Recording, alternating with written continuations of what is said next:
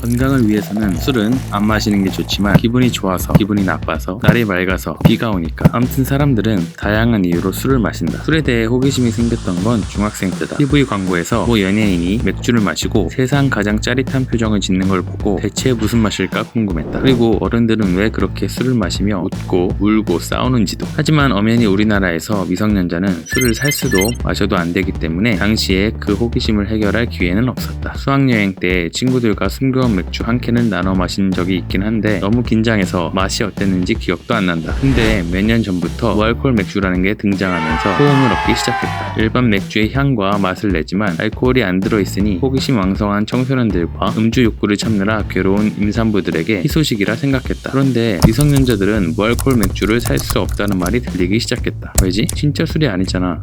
유튜브 댓글로 미성년자들은 무알콜 맥주라도 살 수 없는 건지 알아봐달라는 의뢰가 들어와 식약처와 법조인들에게 사실 확인을 해봤다.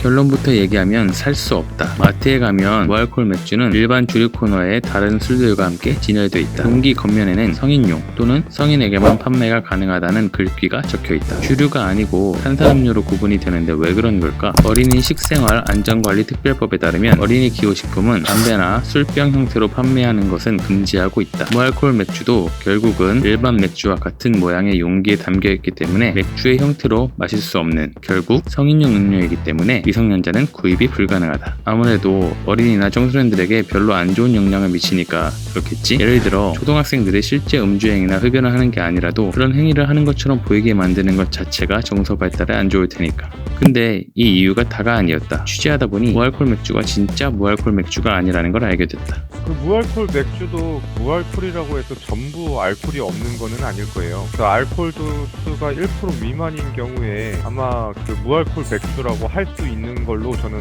알고 있거든요. 결국에는 알콜이 들어있을 수 있다는 거잖아요. 그렇기 때문에 미성년자한테도 팔면 안 된다 그런 거죠. 실제 그랬다. 최근 식품의약품안전처의 무알콜 맥주 실태조사에 따르면 국내 유통되는 무알콜 맥주 32종 중 16종에서 최대 1% 미만의 알코올이 들어있는 것으로 나타났다. 업계에 따르면 무알콜 맥주로 알려진 중국산 엘리트에는 0.45%, 미국산 밀러맥스 라이트에는 0.36%, 독일산 클라우스탈러와 에딩거 프라이에는 각각 0.35%, 0.4%의 알코올이 들어있다. 이거 자칫 정말 알코올 성분이 하나도 없다고 믿었다가 낭패를 볼 수도 있겠다. 예를 들어 정말 단순히 계산했을 때 알코올 성분 0.45%인 엘리트 10캔을 마셨다고 하면 일반 맥주 한 캔을 마신 것과 비슷하게 알코올을 섭취한 거다.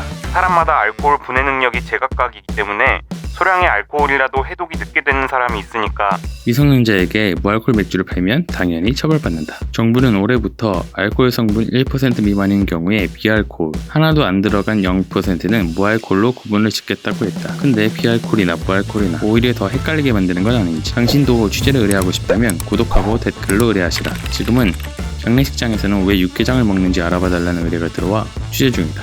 구독하고 알림 설정 누르면 조만간 취재 결과가 올라올 거다.